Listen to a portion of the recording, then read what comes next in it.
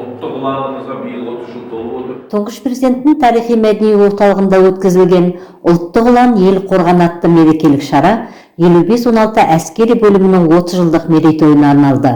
Мерекелік шара әскери бөлімнің тарихы мен жеткен жетістіктеріне арналған интерактивті көрмемен ашылды. Көрмеге әскери бөлімнің сарбаздарының күнделікті қызмет барысында қолданатын заттары қойылған.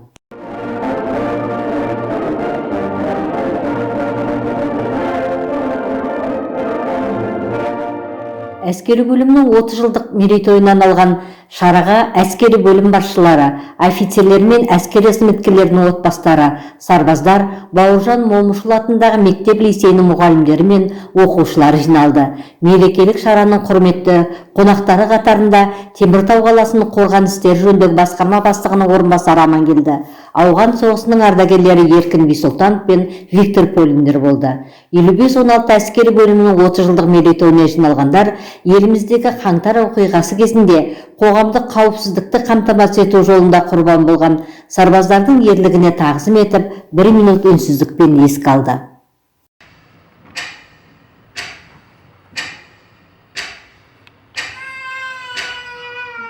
1992 жылдың 11 мамырында әскери бөлімнің жеке құрамы Теміртау қаласы көшелерінде қоғамдық тәртіпті күзету жөніндегі патрульдік қызметін 3 патрульдік топпен 14 жаяу бағытта атқарумен бастаған еді. Міне сонан бері 30 жыл өтіпті. Осы уақыттың ішінде 55 әскери бөлімі үлкен жетістіктерге жетті. Бұл жайлы 55-16 әскери бөлімнің командирі подполковник Құрмет Серікұлы Зарипов кеңінен тоқталып, бөлімнің үздік әскери қызметкерлеріне мақтау қағаздары мен ұлттық ұланның үздік қызметкер атты төс белгілерін, алғыс хаттарын табыс етті.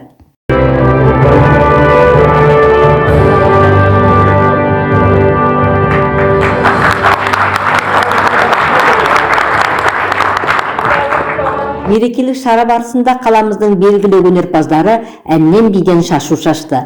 Ел қорғаны ұлттық ұлан сарбаздарына осылайша құрмет көрсетілді. Тағылымды шараны тұңғыш президенттің тарихи мәдени орталығы 55-16 әскери бөлімі ұжымы мен шараның белсенді қатысушыларына алғыс хаттарын табыс етумен аяқтады және орталықтың кітапхана қорынан кітаптар тарту етілді.